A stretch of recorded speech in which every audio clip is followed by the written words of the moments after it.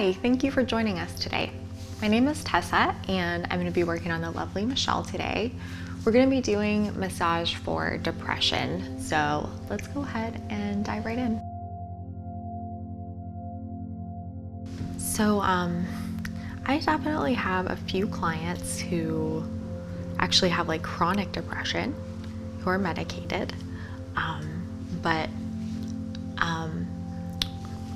lately in my videos, I'm kind of talking a lot about like pacing and intention. So when I'm working on someone who, is feeling down, like chronic depression is a little different than just feeling sad, but I'm always focused on opening up this pectoral area, opening up the heart and the shoulders. So I'm gonna go ahead and just kind of, sometimes I'll just start, this can feel a little funny to some people, but I'm just gonna place my hands on the heart and I might ask my client to take a few breaths.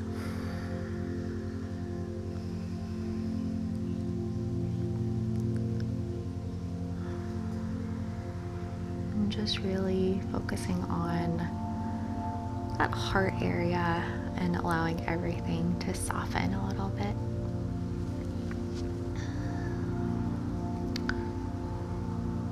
And whenever I'm working with someone who is dealing with depression, sometimes deep tissue is effective, but soft tissue work can be really healing when you're working on someone who's dealing with depression for whatever reason. So just a little more focused on the soft tissue today, and just offering, a compassionate touch. Massage does not have to be super technical or fancy to be very healing. Sometimes just keeping it simple can be the best thing.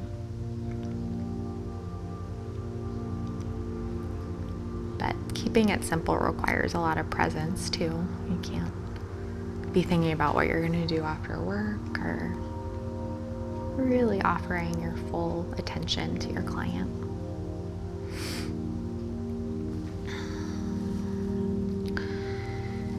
And sometimes when I'm working on this pectoral area, I can start to, I'm a very detail-oriented person, which is good. Kind of start to pick up on some more fibrous spots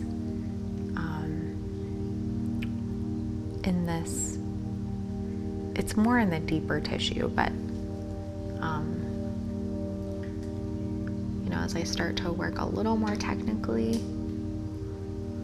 it just feels nice for me and my client if I can just do like some really broad strokes in between, working more in depth.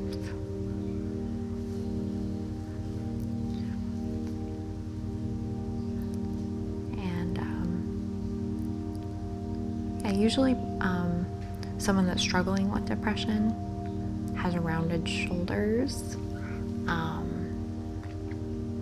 and there can be a lot of stuff kind of built up in this pectoral area, so I would be careful of overworking this area, and never forcing anything, just really offering a soothing touch but a confident touch at the same time. And if you really pay attention to body language, if you notice those shoulders starting to round even more, it's kind of a good time to verbally check in and maybe back off a little bit on the area that you're working. And just really encouraging those shoulders to relax.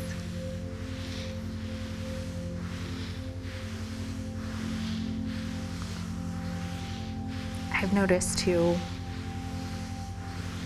when you're dealing with someone that is feeling a little down or whatever, really incorporating nice broad strokes can feel really soothing. So can feel really nice to just do a nice little effleurage down the arms and into the neck.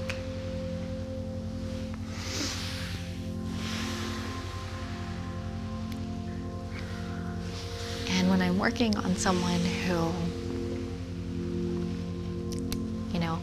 is working through grief or is feeling depressed, I'll include a lot of effleurage strokes, just really soothing.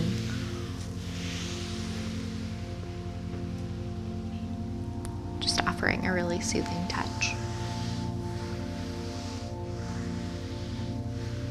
And, I think a misconception amongst therapists sometimes is that you have to feel perfect if you're going to give an effective massage.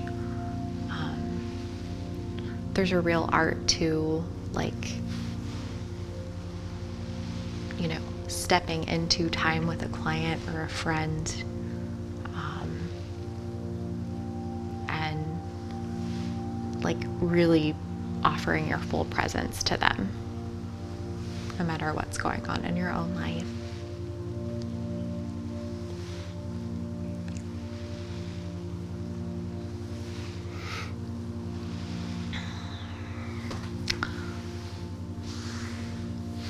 And just slowly, I'm kind of starting to focus in a little more technically, just kind of tuning into this SCM muscle and these levator muscles, just kind of scanning with my fingertips. So, not forgetting about the technical part. It can feel really nice too when you're working on the arms to kind of include the rotator cuff muscles a little bit, just allowing all that to soften.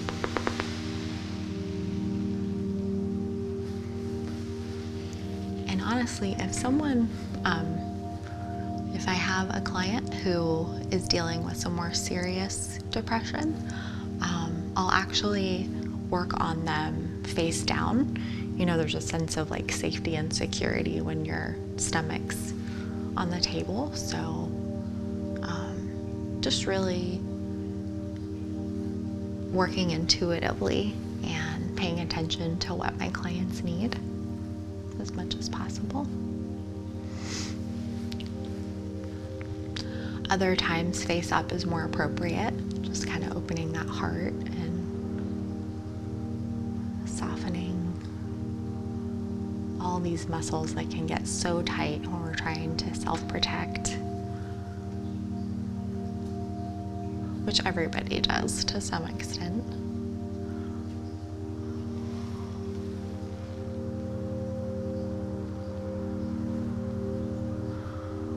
And always including these occipital muscles. Whenever someone's in the habit of kind of hunching forward or rounding the shoulders, these little muscles can get really, really tight. Sometimes just more static holds can feel really soothing. Kind of depends on who I'm working on, but sometimes I'll do little circles and sometimes I'll just hold. It can feel really good, especially if I find a more contracted spot. Kind of hold a little bit longer.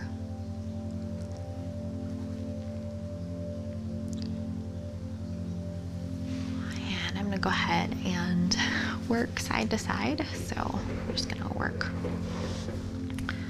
on this right side, and I'm angling myself so that I'm comfortable working. Just doing little circles. Making sure that Michelle's head is supported with my left hand.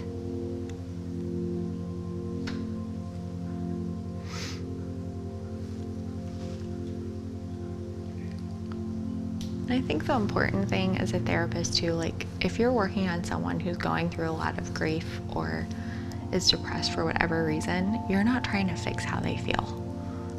That's impossible. You're just trying to offer a soothing, compassionate touch, and it will help.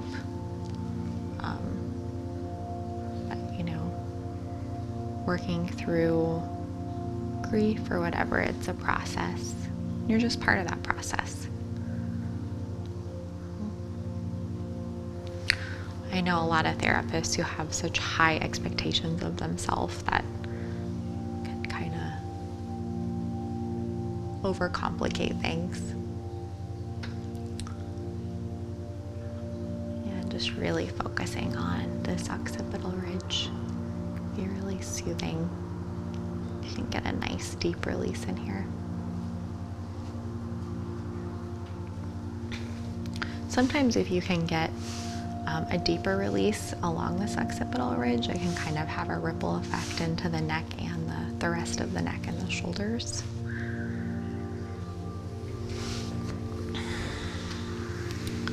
Just really encouraging that shoulder to relax as you work.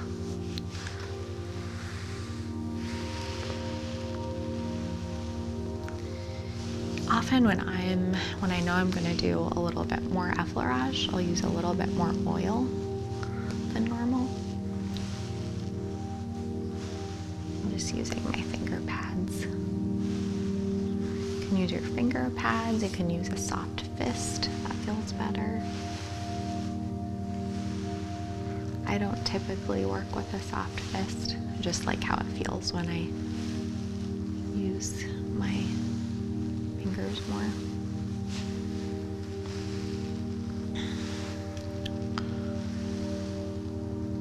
And I really like this upward motion. It allows me to get into those suboccipitals a little more. And again, just combining, more technical focus with some broader strokes.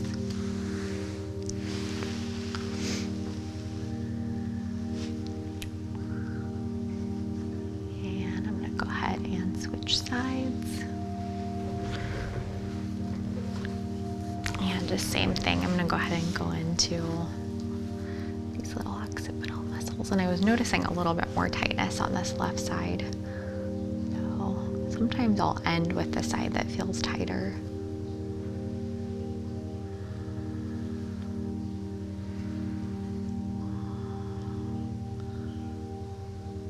And this massage is like 100 times easier when I'm able to rest my arms on the table as I work.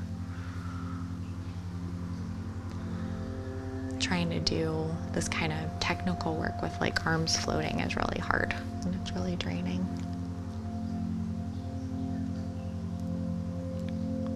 That's why, like, sometimes if I do have clients who aren't comfortable face up and they want the, occipital work face down, which is possible, but it's just not as comfortable to do.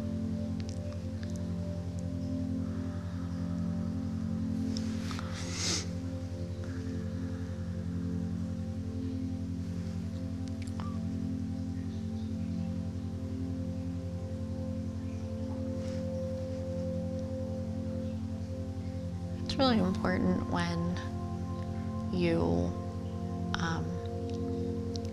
do pick up on an area that you're like really in tune with what's going on, to not try and like get it done. So just making progress and then moving on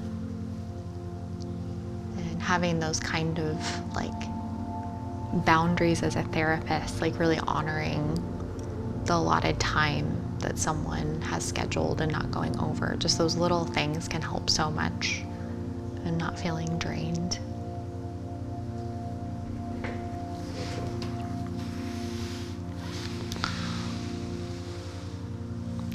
If you notice any sort of pushback, like when you start to like move that shoulder a little bit, don't try to force anything, especially with someone that's going through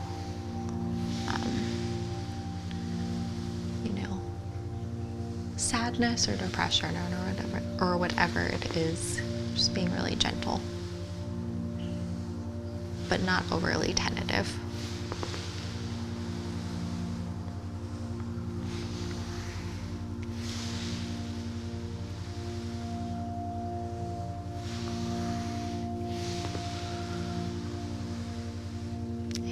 gonna go ahead and just end with a nice broad effleurage stroke, just tying everything together. And before I finish this massage, I'd like to thank a few of our patrons. I'd like to thank, and hey, I hope I get these names right, but I'd like to thank Gaela K, Big B, and Garav S. Thank you guys so much for your support. We really appreciate you.